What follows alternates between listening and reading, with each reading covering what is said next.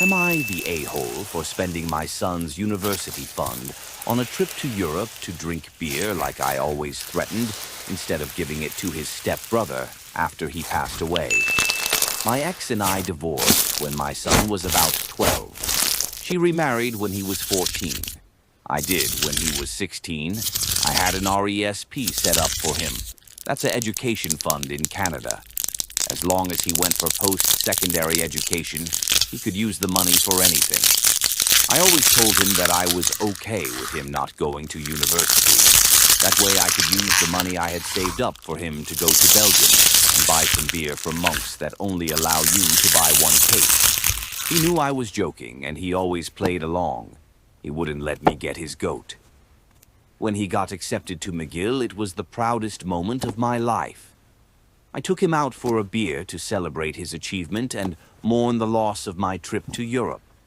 My son was struck and killed by a drunk driver in March.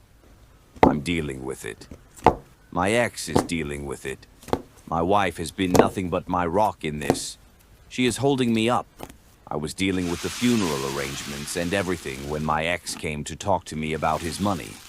She knew he had a scholarship and was just going to use the money for living expenses and an emergency fund. She asked me what I was going to do with it. I said I was going to do what I always said I would. I was going to Europe to drink beer.